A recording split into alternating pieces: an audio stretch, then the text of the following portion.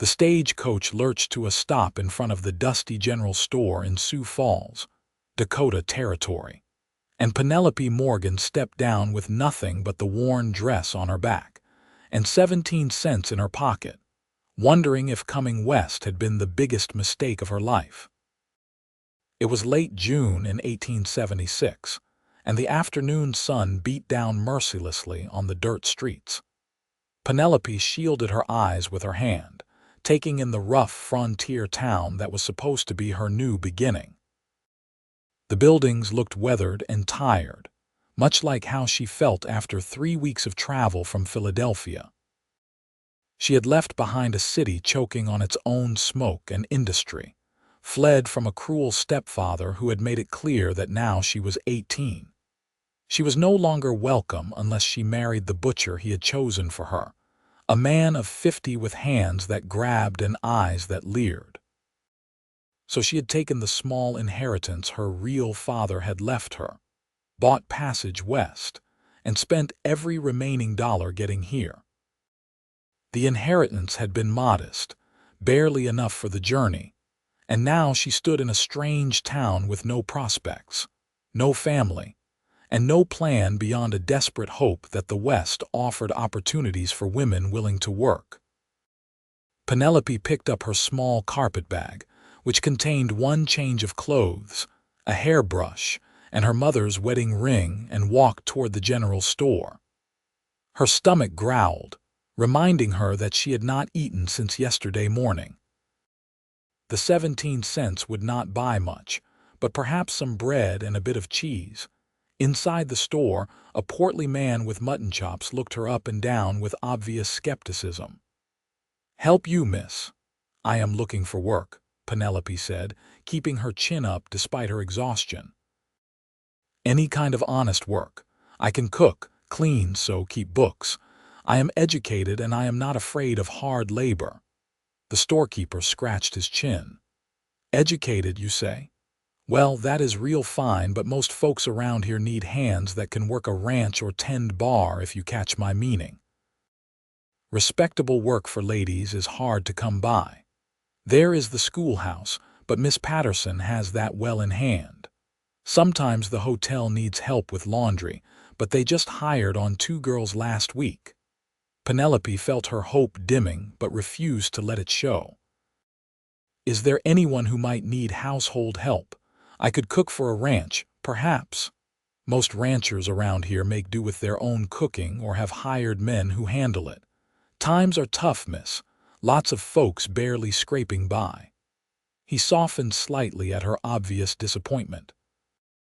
"Tell you what, let me ask around. Come back tomorrow morning and I will let you know if I hear anything. Name is Herbert Gaines, by the way. Penelope Morgan."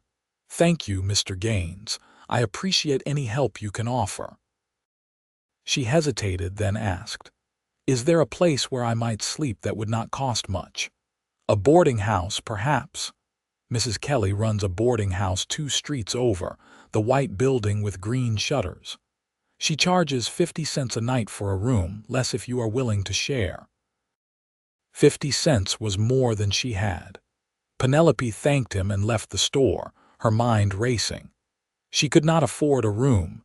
She would have to find somewhere to sleep outside, which felt dangerous in a town she did not know. As she stood on the wooden sidewalk, trying to decide what to do, a commotion down the street caught her attention. A wagon had lost a wheel, spilling crates of what looked like vegetables across the dirt road. The driver, a lean man in his mid-20s with sun-darkened skin and dark hair beneath a worn hat, was trying to lift the wagon while simultaneously preventing the 2 horses from bolting. He was clearly fighting a losing battle. Without thinking, Penelope hurried over. She might not have money, but she had 2 working hands. She dropped her carpet bag and rushed to the horses, grabbing their harnesses and speaking in a low, soothing voice. "Easy now, easy. It is all right. Just be calm." The horses, a matched pair of chestnuts, rolled their eyes but responded to her calm tone. She had always been good with animals, had spent summers as a child at her uncle's farm before he passed away. "Hold them steady," the man called out. He shoved a rock under the axle to stabilize the wagon, then began gathering the scattered crates. Another man passing by stopped to help, and within a few minutes, they had the situation under control. The wagon driver approached her, removing his hat. His eyes were a striking hazel, green and gold mixed together, and his face was honest and open. "That was quick thinking, miss. Thank you kindly. Those horses can be skittish, and I thought for sure they were going to take off down the street." "I am glad I could help," Penelope said, suddenly aware of how dirty her dress was from the dusty journey and how disheveled she must look. "Name is Ryder Anderson. I own a ranch about 5 miles north of town." He looked at her more closely, taking in her travel-worn appearance and the small carpet bag sitting in the dirt. "You just arrived in Sioux Falls." "Yes, today. I came from Philadelphia. That is quite a journey." He picked up her bag and handed it to her. "You have family here?" "No. I came looking for work, actually. A fresh start." She saw no point in hiding her situation. In a town this size, everyone would know everyone's business soon enough anyway. Ryder nodded slowly, studying her face. There was something in his expression, a mix of curiosity and understanding. "What kind of work are you looking for?" "Any honest work. I can cook, keep house, manage books. I worked in my stepfather's shop for 3 years handling the accounts. I am not afraid of hard work, Mr. Anderson." He was quiet for a moment, and Penelope could see him thinking something over. Finally, he said, "My ranch could use help. I have been managing on my own for the past 6 months since my hired man left to try his luck in the gold fields. The house is a mess. I have been eating mostly beans and hardtack because I cannot cook worth a damn, and my bookkeeping is so far behind I am not even sure what I can afford to pay. It is not glamorous work, and it is just me out there, which might not be proper. But if you are serious about needing work, I am serious about needing help." Penelope felt a flutter of hope mixed with apprehension. Going to live at her ranch alone with a man she had just met was not exactly proper, but she was out of options. She looked at Ryder Anderson, really looked at him. His eyes were honest, his expression open. He did not leer or look at her the way her stepfather's butcher friend had. He looked tired and genuine. "What would the arrangement be exactly?" she asked carefully. "You would have your own room in the house, door that locks from the inside. I would pay you $15 a month plus room and board. You would cook, help keep the house, and if you are as good with numbers as you say, help me sort out my books. I am running cattle and trying to build up the horse stock. It is just me right now, though I am hoping to hire on another hand come fall. I would expect you to work hard, but I would treat you respectably. I am not looking for anything improper, Miss Morgan. I just need help keeping my ranch running." $15 a month was not a fortune, but it was fair wages, and room and board meant she would not be spending money on food or shelter. More importantly, it was an offer, which was more than anyone else had given her. "I need to be clear about something, Mr. Anderson. I am looking for employment, nothing more. I appreciate your offer, but I want to make sure we understand each other." "I understand completely, and I respect that. This is a job, plain and simple. You would be my employee, and I would be your employer. I am a decent man, Miss Morgan, or at least I try to be. My mother raised me right before she passed. I would never take advantage of a woman in a difficult situation." Penelope made her decision. She did not have the luxury of waiting for something better to come along. "Then I accept your offer, Mr. Anderson. When would you like me to start?" "I need to finish my business in town, pick up some supplies. We could head out to the ranch in about an hour if that suits you. I should warn you, the place is rough. I have been focused on the livestock and the land, and the house has suffered for it.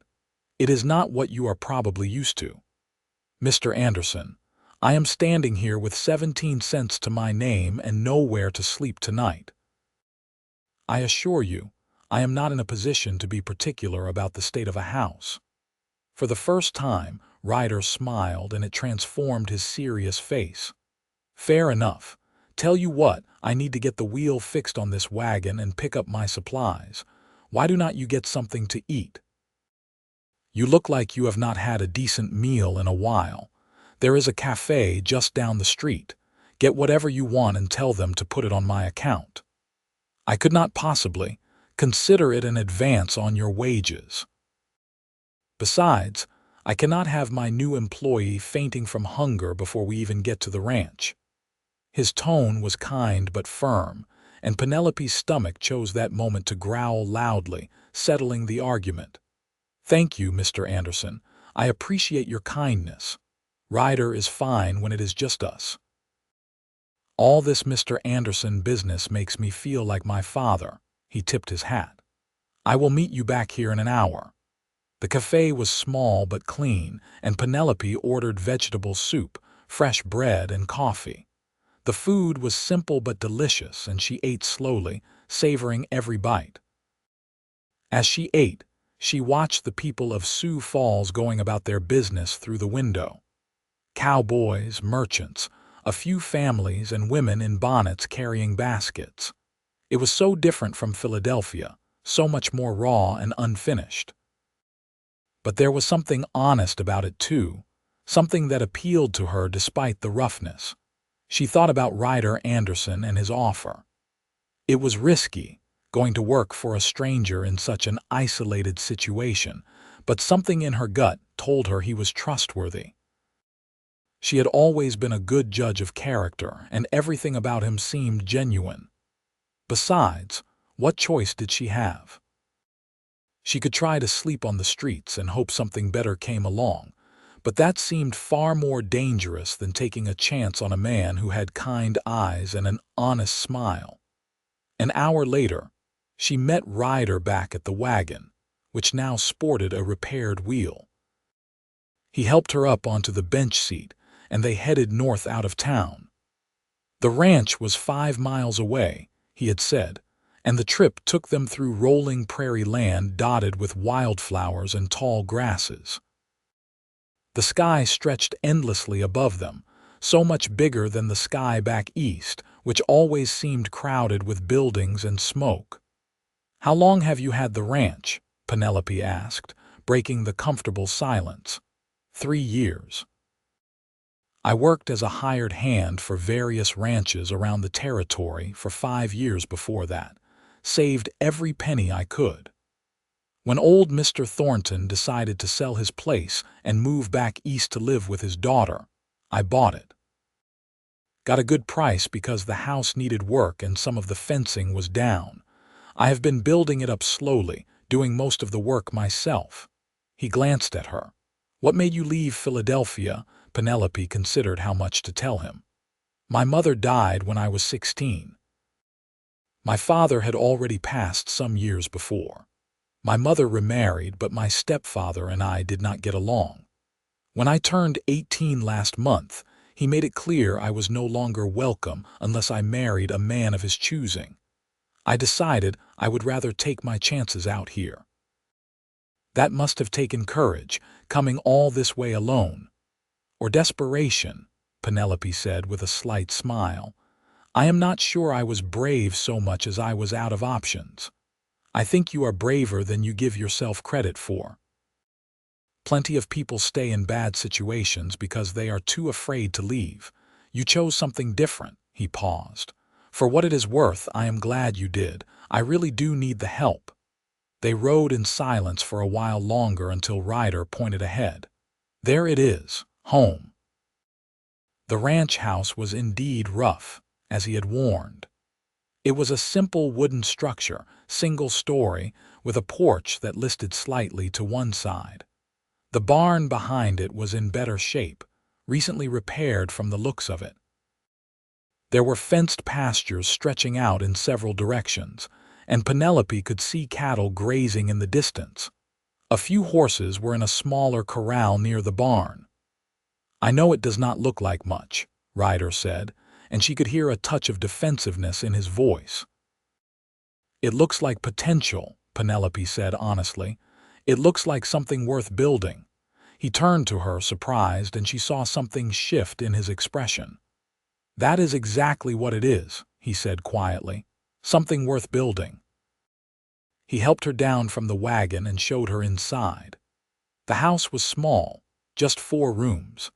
A main room with a fireplace and a kitchen area, 2 bedrooms, and a small room that served as storage.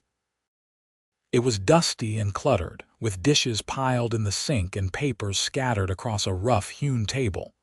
But the structure was sound, and there were windows that let in good light. "This would be your room," Ryder said, opening the door to the smaller of the 2 bedrooms. It had a bed with a thin mattress, a washstand, and a trunk for storage. The window looked out over the eastern pasture. "It is not much, but it is clean. I changed the sheets this morning after I decided to come into town and put up a notice about needing help. Guess I do not need that notice now." "It is perfect," Penelope said, and she meant it. It was her own space, her own door with a lock. It was more than she had dared hope for this morning. Ryder showed her the rest of the house, pointing out where things were kept, apologizing for the mess. "I have just been so focused on getting the ranch running that I let everything else slide. I know it is a lot to take on. Mr. Anderson, Ryder, I have been managing a household since I was 14. This is not overwhelming, I promise. Give me a few days and I will have it sorted out." "I believe you," he said, and the relief in his voice was evident. "Listen, it is getting on toward evening. I need to go take care of the animals. Why do not you settle in, get your bearings? There is food in the pantry such as it is. Help yourself to whatever you need. Tomorrow we can work out a routine and I will show you the books." After he left, Penelope stood in the main room and looked around. The house was a mess, but it was a fixable mess. She had cleaned worse. She put her carpet bag in her room, noting the lock on the door worked smoothly, then rolled up her sleeves and got to work. First, she tackled the dishes, heating water in the kettle over the fireplace and washing everything thoroughly. Then she swept the floors, beat the dust out of the rag rug in front of the fireplace, and organized the scattered papers on the table into neat piles. She found the pantry, which was indeed sparse: flour, beans, some dried meat, coffee, a bit of lard, and not much else. She could work with it, though. By the time Ryder came back in from the barn, she had a simple supper of beans and cornbread ready. He stopped in the doorway, looking around in surprise. "You did not have to do all this today." "I am not one for sitting idle," Penelope said, setting plates on the now clean table. "Besides, I wanted to earn my keep." They sat down to eat, and Ryder took his first bite of cornbread and closed his eyes. "Lord, I had forgotten what real cooking tastes like. This is delicious." "It is just cornbread," Penelope said, but she felt a small glow of pride. "It is the best cornbread I have had in 6 months. He looked around the room again. "You have already made this place feel more like a home than it has in all the time I have been here." Over dinner, they talked about the ranch. Ryder explained that he ran about 200 head of cattle and was trying to build up his horse stock. He had dreams of breeding quality horses for the army and for settlers moving west. He was doing all right financially, not getting rich but making enough to slowly improve the ranch and save a little. "The problem is I am just one person," he said. "I can only do so much in a day. I need help, but I could not afford to hire anyone until recently, and even now I can only manage one person's wages. That is where I have been getting behind on everything else: the house, the books, even basic repairs that are not urgent. I just run out of hours in the day." "Well, you have help now," Penelope said firmly. We will figure it out together." That word "together" seemed to hang in the air between them for a moment. Ryder met her eyes and nodded. "Together," he agreed. That first night, Penelope lay in her small bed and listened to the unfamiliar sounds of the prairie. The wind rustling through the grass, the distant call of a coyote, the creak of the house settling. She was exhausted but could not quite fall asleep, her mind racing with thoughts of her new situation. She had taken a huge risk coming here, an even bigger risk accepting Ryder's offer. But lying there in the darkness, she felt something she had not felt in a long time: hope. The next morning, Penelope woke before dawn to the sound of Ryder moving around in the main room. She dressed quickly and came out to find him about to head out to the barn. "Morning," he said, looking surprised to see her up. "You do not have to rise this early." "What time do you normally eat breakfast?" she asked. "I usually just have coffee and maybe some hardtack." "Not anymore. Give me 30 minutes and I will have a proper breakfast ready. You cannot work on just coffee." He looked like he wanted to protest, but then he just smiled. "Yes, madam." 30 minutes. Penelope made pancakes with the flour and some eggs she found in the cold box. She was pleased to discover Ryder kept a few chickens, which meant fresh eggs. When he came back in, she had a plate of pancakes, fried eggs, and fresh coffee waiting. "I could get used to this," Ryder said, sitting down with evident pleasure. As they ate, they worked out a routine. Ryder would handle the livestock and the heavy outdoor work. Penelope would manage the house, cook, and start sorting through the books. On Saturdays, Ryder would go into town for supplies and to sell eggs and any vegetables from the small garden plot behind the house, which Penelope planned to resurrect. After breakfast, Ryder showed her the books. They were a disaster. He had been trying to keep track of expenses and income, but his system was haphazard at best. Receipts were mixed with notes about cattle counts, and some months seemed to have no records at all. "I know it is bad," Ryder said, running a hand through his hair in embarrassment. "It is fixable," Penelope said, already organizing the papers into categories. "Give me a week and I will have this straightened out. You will actually know where you stand financially." I knew hiring you was a good idea. For the next week, they fell into a rhythm. Ryder worked from dawn until dusk on the ranch, repairing fences, tending cattle, working with the horses. Penelope transformed the house, cleaning and organizing, cooking proper meals, and slowly bringing order to the chaos of the bookkeeping. In the evenings, they would eat dinner together and talk. Ryder told her about his dreams for the ranch, about growing up in Missouri and coming west to make his own way. Penelope shared stories of her childhood, the happy times before her father died, her love of reading and learning. She found herself looking forward to those evening conversations more than she wanted to admit. Ryder was easy to talk to, thoughtful and interesting. He listened when she spoke, really listened, and he had a quiet sense of humor that surprised her. More than once, she caught herself watching him as he talked, noticing the way his eyes crinkled when he smiled, the strength in his hands, the kindness in his expression. By the end of the second week, Penelope had the books completely organized and presented Ryder with a clear accounting of his finances. He was in better shape than he had thought, with enough saved to hire another hand in the fall and even make some improvements to the ranch. "How did you do this?" he asked, staring at the neat columns of numbers in amazement. "I've been trying to make sense of this for months." "I am good with numbers," Penelope said simply, "and I like organizing things. It makes sense to me. You are a miracle worker, Penelope Morgan." He said her name with a warmth that made her heart skip.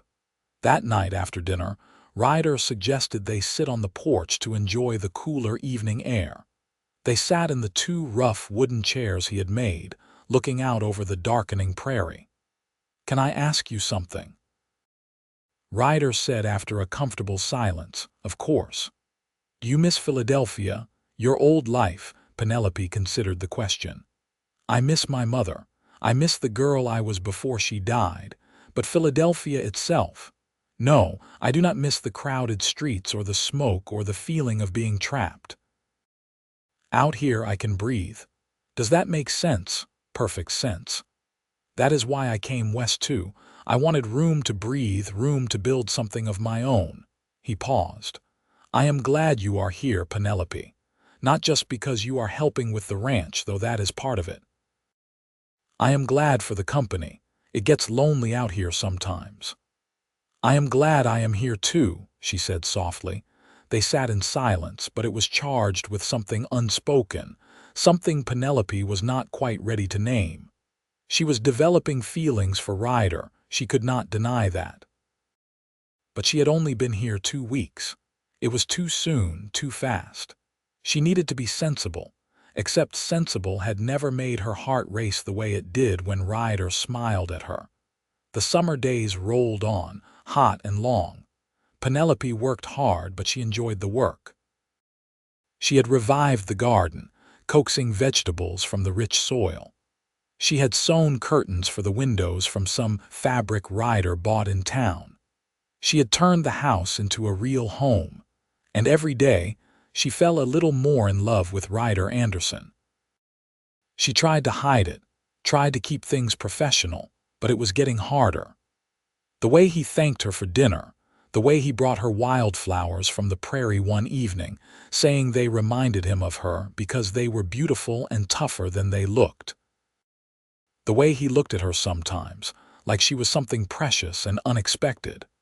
One evening in late July, a storm rolled in.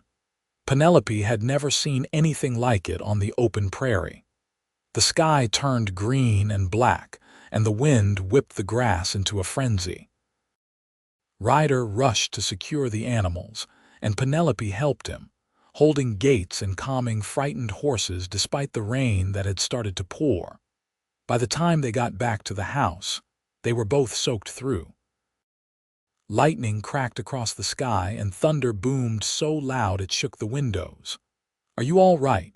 Ryder asked, pushing wet hair from his face. "Fine," Penelope said. Though her hands were shaking, whether from cold or the adrenaline of the storm, she was not sure. Ryder noticed. "You are freezing. Go change into dry clothes. I will get the fire built up." Penelope changed quickly in her room, putting on her only other dress, her fingers clumsy with the buttons. When she came back out, Ryder had the fire roaring and had changed into dry clothes himself. He handed her a blanket and she sat in the chair by the fire, trying to get warm. The storm raged outside, wind howling and rain hammering the roof. Ryder sat in the other chair, and they listened to the fury of the weather. "Does it storm like this often?" Penelope asked. "Sometimes in the summer. They blow in fast and hard, but they usually pass quickly." Another crack of thunder made her jump, and Ryder reached over and took her hand. "Hey, it is all right. We are safe in here. The house is solid." His hand was warm and strong around hers, and Penelope did not pull away. They sat like that, hands clasped, watching the fire and listening to the storm. When the thunder and lightning finally moved off and the rain settled into a steady drumming, Ryder spoke. "Penelope, I need to tell you something." Her heart started to pound. "What is it?" "These past weeks, having you here, they have been the best weeks since I started this ranch. You have made this place a home. You have made everything better. And I know you are my employee and I am your employer, and I should not be saying this, but I cannot keep pretending what I feel is just gratitude for a job well done." He turned to face her fully. "I am falling in love with you.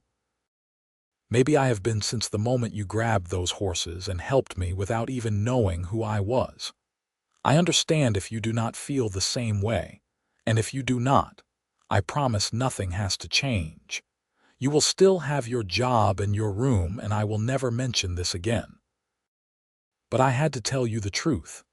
Penelope felt tears spring to her eyes. "Ryder, I thought you would never say anything. I thought maybe I was imagining the way you looked at me sometimes. I was terrified I was developing feelings you did not share. You have feelings for me." His voice was full of wonder. "I am falling in love with you too. I have been for weeks.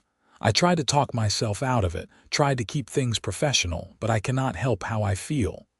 Ryder stood and pulled her gently to her feet, still holding her hand. "Then we will build everything together, not just the ranch, not just a business partnership, a real life, a future." "That is what you said, is it not?" Penelope said, her voice trembling with emotion. "When I came here with nothing, you said we would build everything together.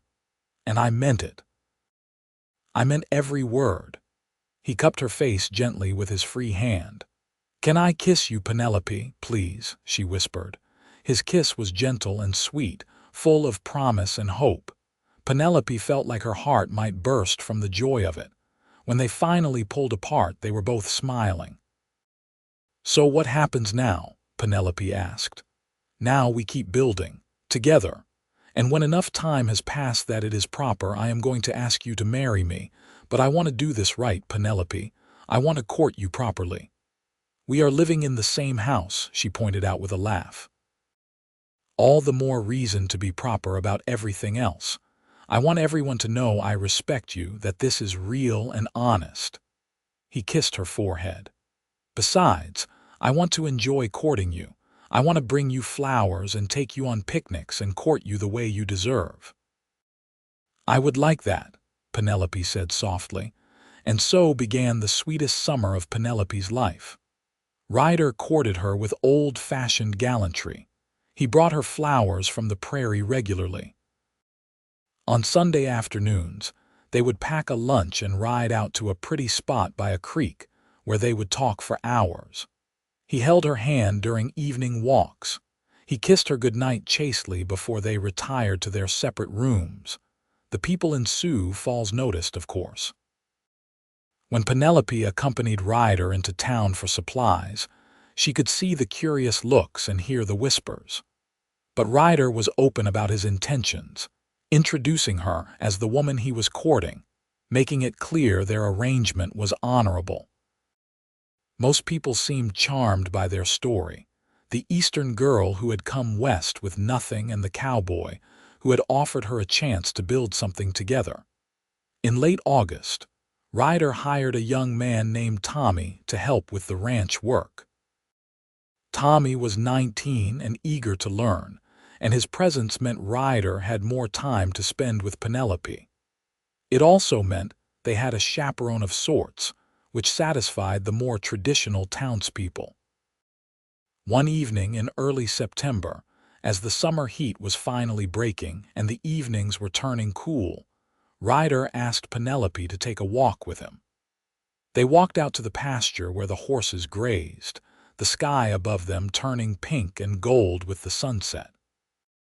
"Penelope," Ryder said, stopping and turning to face her. "We have known each other for 3 months now. I know in some ways that is not very long, but I feel like I have known you my whole life. I know my heart, and I know what I want. I want to spend the rest of my life with you.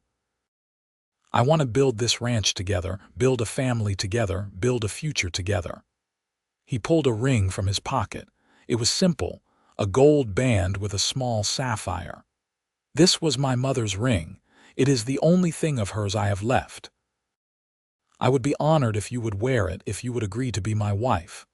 Penelope was crying, but they were happy tears. "Yes," she said. "Yes, Ryder, I will marry you. I love you so much." He slipped the ring on her finger and kissed her, and Penelope felt like her heart might explode from happiness. 3 months ago, she had arrived in Sioux Falls with nothing. Now she had everything. They were married in October in the small church in Sioux Falls. Penelope wore a simple white dress that she had sewn herself, and Ryder wore his best suit. Mr. Gaines from the general store gave her away, having become something of a friend over the past months. Tommy stood up as Ryder's best man, and Mrs. Kelly from the boarding house stood with Penelope. The reception was held at the church hall, and it seemed like half the town came. Penelope was overwhelmed by the warmth and acceptance of the community. These frontier people, who could be so tough and rough on the surface, had welcomed her with open arms once they saw she was willing to work hard and be part of the community. That night, Penelope and Ryder finally shared the larger bedroom as husband and wife. Their love was tender and passionate, and Penelope felt complete in a way she had never imagined possible. The winter was hard, as winters in Dakota Territory often were, but they faced it together. Snow piled high around the ranch house, and there were days when the wind howled so fiercely they could not leave the house. But inside, they were warm and happy. Penelope cooked hearty meals, and Ryder did repairs and maintenance work he had been putting off. They spent long evenings by the fire, talking and planning for the future. In February, Penelope realized she was pregnant. She told Ryder one morning at breakfast, and he let out a whoop of joy that probably scared the chickens in the coop outside. "We are going to have a baby," he kept repeating like he could not quite believe it. "We are going to be parents." "Are you happy?" Penelope asked, though she could see he was. "Happy does not even begin to cover it. You have given me everything, Penelope. A home, love, and now a family. I am the luckiest man alive." Their son was born in October of 1877, 1 year and 4 months after Penelope had first arrived in Sioux Falls. They named him Robert, after Penelope's father. He was a healthy, squalling baby with his father's hazel eyes and his mother's determination. Ryder was a devoted father from the first moment he held his son. Penelope would find him in the nursery at all hours, just watching Robert sleep, wonder on his face. As Robert grew from baby to toddler, Ryder taught him about the ranch, carrying him on his shoulders as he did the rounds, explaining everything in a patient, gentle voice. The ranch prospered over the years. Ryder's horse breeding program took off, and he gained a reputation for quality animals. They hired more help, expanding the operation slowly and carefully. Penelope managed the books and the household, and also became known in Sioux Falls for her charity work, helping new arrivals to the town the way she wished someone had helped her. In 1879, they had a daughter, Margaret, named after Penelope's mother. She had Penelope's dark hair and Ryder's easy smile. 2 years later came another son, James, who was the spitting image of his father. Life was not always easy. There were hard winters and dry summers. There were years when cattle prices dropped and money was tight. There were illnesses and injuries and all the challenges that came with running a ranch and raising children on the frontier. But through it all, Penelope and Ryder faced everything together. The love they had found that first summer only grew deeper with time. They still took walks in the evenings when they could, still sat on the porch and watched the sunset. Ryder still brought her wildflowers from the prairie. Penelope still made his favorite cornbread. On their 10th wedding anniversary, they sat on that same porch, watching their children play in the yard. Robert was 9 now, tall and serious like his father. Margaret was 7, all energy and curiosity. James was 5, always getting into some kind of mischief. "Do you ever think about that day?" Ryder asked. "The day you arrived in Sioux Falls." "All the time," Penelope said, taking his hand. "I think about how scared I was, how desperate, and then I think about how you offered me a chance when no one else would.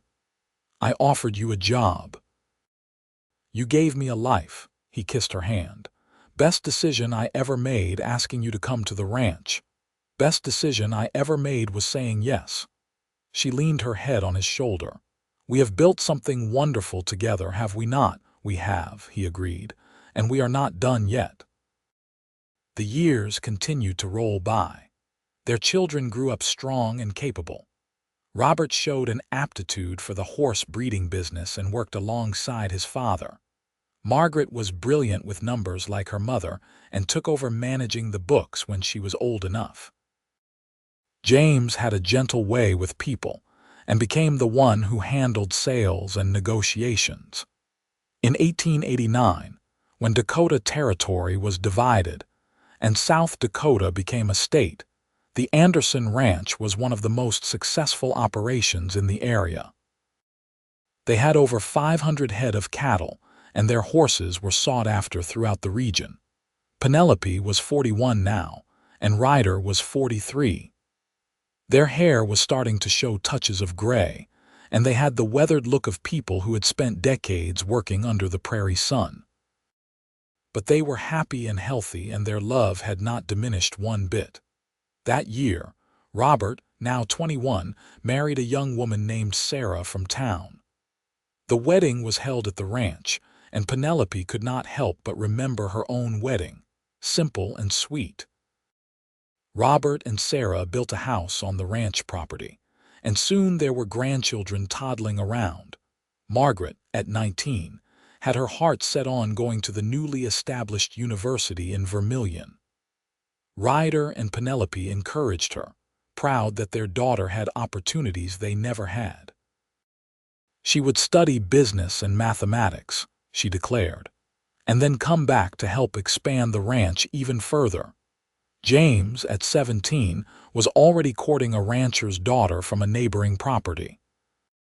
He was young still, but Penelope could see the same kind of true love in his eyes that she had felt for Ryder all those years ago. In the spring of 1892, Penelope and Ryder decided to take a trip back to Philadelphia. They had not been back east since Penelope had left 16 years earlier. They took the train, a luxury that still amazed Penelope, who remembered the rough stagecoach ride that had brought her west. Philadelphia was bigger than she remembered, more crowded, more industrial. It made her appreciate the wide open spaces of Dakota even more. They visited her mother's grave, which Penelope had never had a chance to do before leaving. She laid flowers and told her mother about her life, about her husband and children and the good life she had built. Would she have approved? Ryder asked as they walked through the cemetery. She would have loved you, Penelope said with certainty. She always wanted me to find a good man who would treat me with kindness and respect. That is exactly what I found. They also visited the shop where Penelope had worked for her stepfather.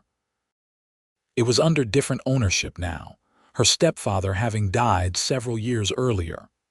Penelope felt nothing but relief at that news. That part of her life was long over, and she bore no bitterness about it anymore. If her stepfather had not been so cruel, she would never have gone west. She would never have met Ryder. In a strange way, she was grateful for the circumstances that had pushed her toward her real life. On the train ride back to South Dakota, Penelope watched the landscape change from crowded eastern cities to open prairie, and she felt herself relax. This was home now. The West, with its big skies and endless horizons. The ranch with its horses and cattle and the house she had helped make into a home. And most of all, Ryder, her partner in everything, the man who had looked at a desperate woman with nothing and seen potential. They arrived back at the ranch to a warm welcome from their children and grandchildren. Robert and Sarah now had 2 little ones, and Margaret was home from university for the summer. James had gotten engaged while they were gone and was bursting with excitement to tell them. That evening, after all the excitement had died down and the children had gone to their own homes or rooms, Penelope and Ryder sat on their porch, just as they had done thousands of times before. "It is good to be home," Penelope said. "It is," Ryder agreed, "though I am glad we went. It is good to know where you came from so you can appreciate where you are." "I appreciate it every day," Penelope said. "I appreciate you every day. And I appreciate you, my love. For 16 years, you have been my partner, my best friend, my love.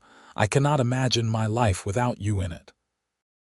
"Then it is a good thing you will never have to," Penelope said, kissing him softly. The turn of the century brought more changes. Technology was advancing rapidly.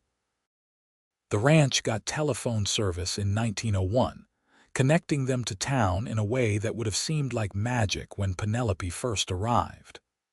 Automobiles started appearing on the roads, though Ryder insisted horses were more reliable. Their children had children, and those children started growing up. The Anderson Ranch became a dynasty of sorts, known throughout South Dakota for quality livestock and fair dealing. But Penelope and Ryder never forgot where they had started, and they made sure their children and grandchildren knew the story.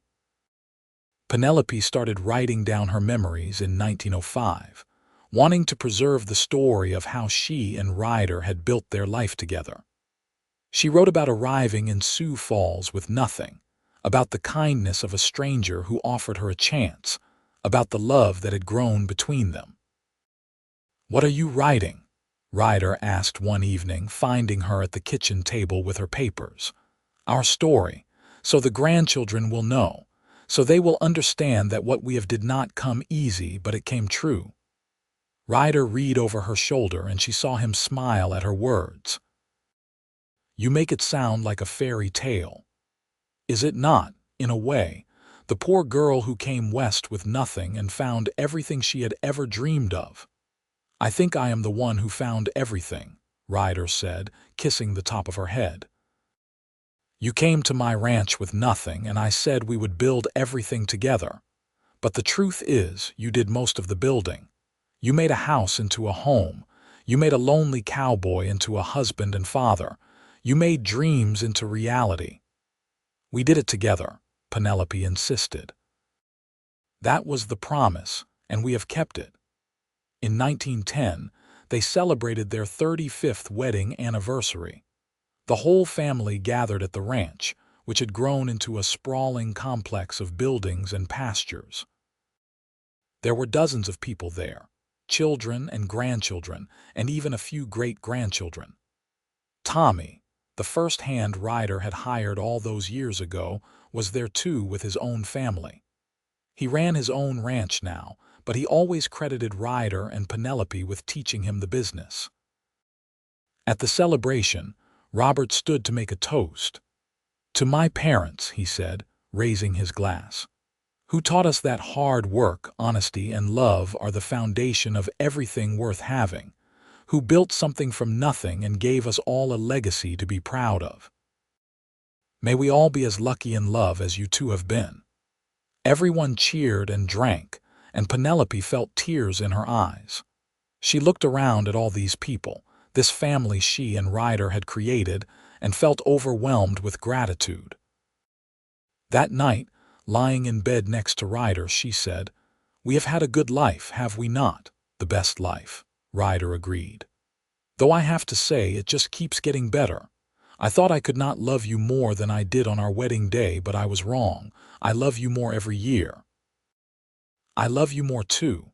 You are my heart, Ryder Anderson. You always have been, from that very first day."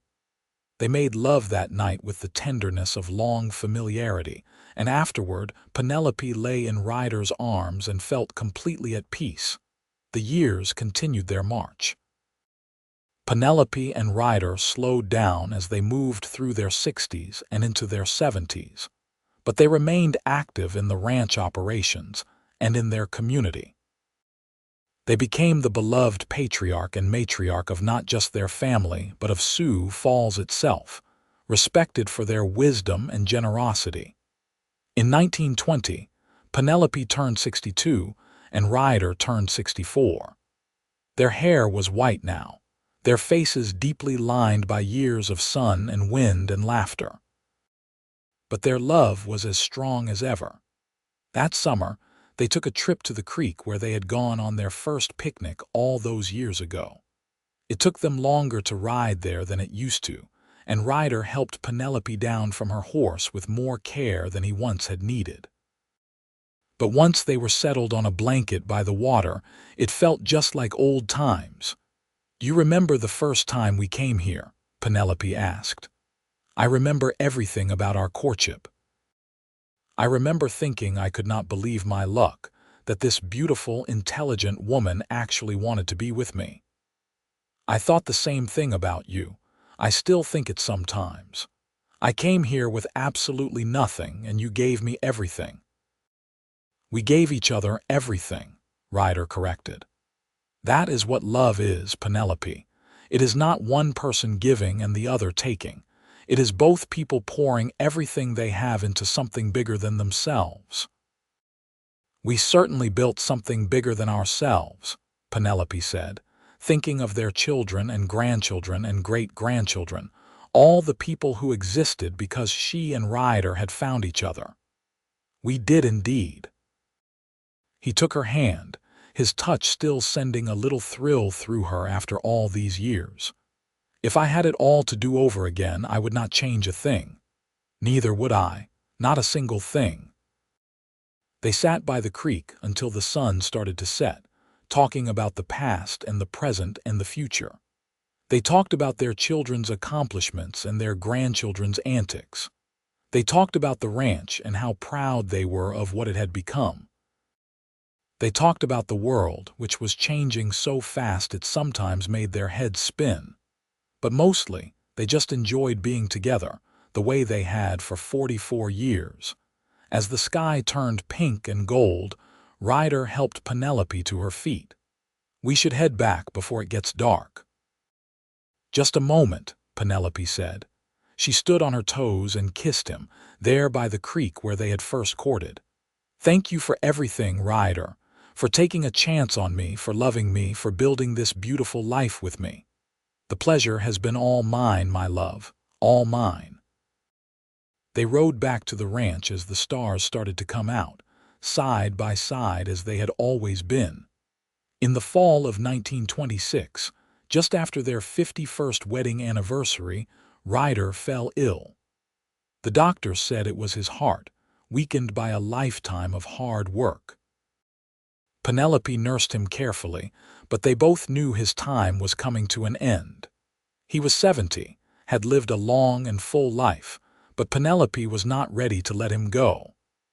"I do not know how to be in this world without you," she told him one evening as she sat by his bedside.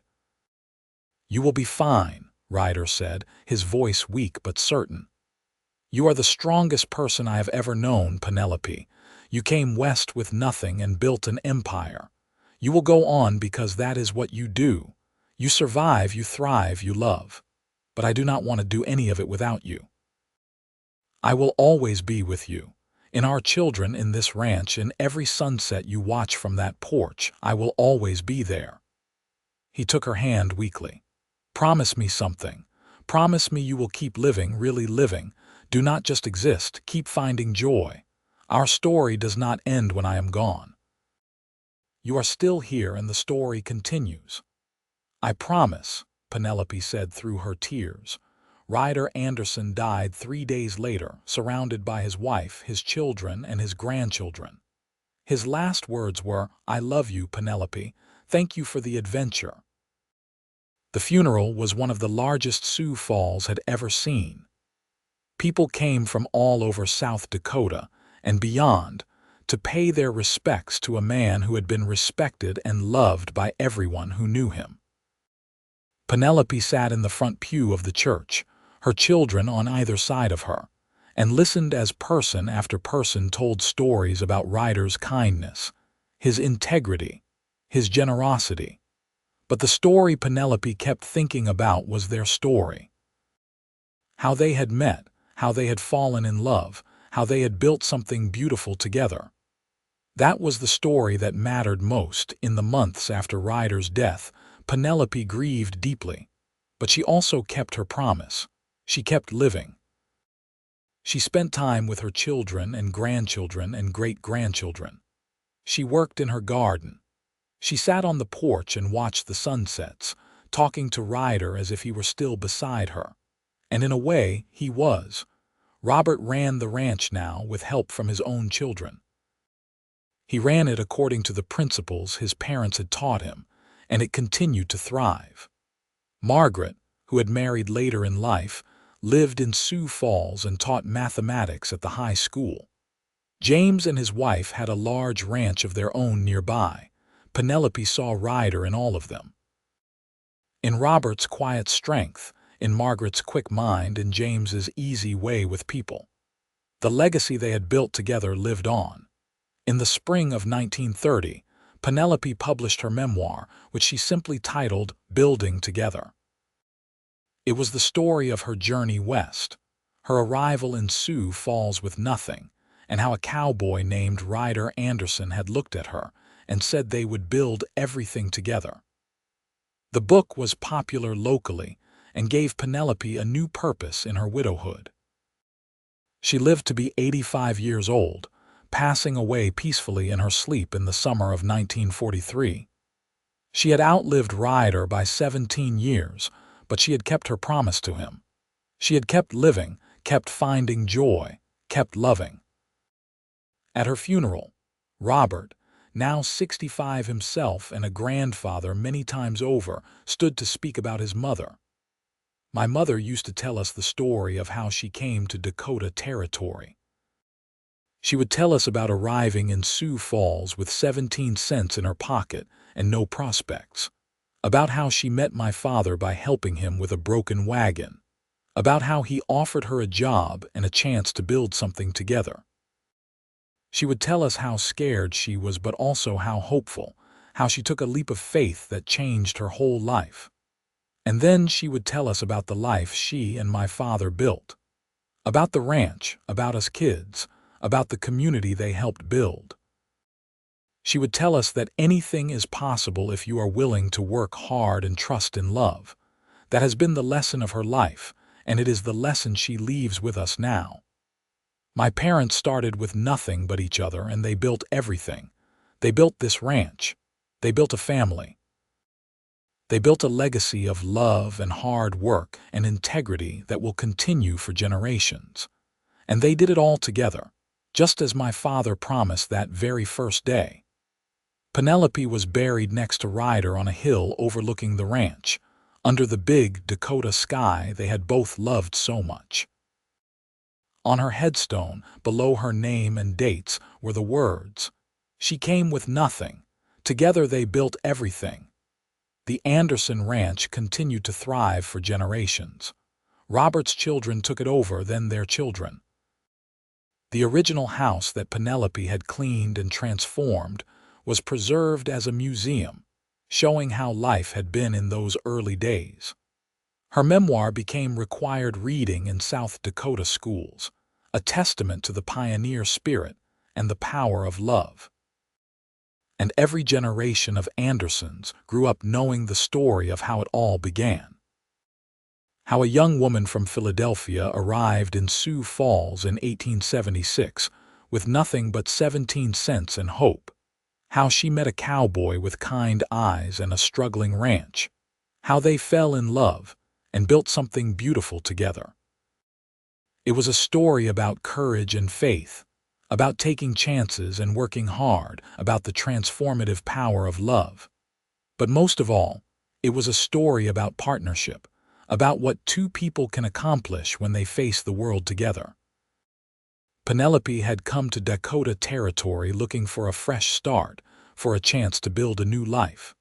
She found all that and more. She found love, she found home, she found herself. And in doing so, she and Ryder created something that would last long after they were both gone. Their great-great-grandchildren still ranch that same land, still breed horses and cattle, still watch the sun set over the prairie. And when they face challenges or doubt, they remember the story. They remember that their family started with a woman who had nothing and a man who promised they would build everything together. And they did. Against all odds, through hard work and unwavering love, they built a life, a family, and a legacy that would endure. They proved that sometimes the best things in life come when you take a chance, trust in love, and commit to building something together. That is the story of Penelope and Ryder Anderson. It is a love story, yes, but it is also a story about the American West, about pioneering spirit, about what it means to build a life from nothing. It is a story that began with a broken wagon wheel and 17 cents and ended with a dynasty that would last for generations. But most importantly, it is a story that proves that when two people commit to facing life together, there is nothing they cannot accomplish. They came together with almost nothing, but together, they built everything.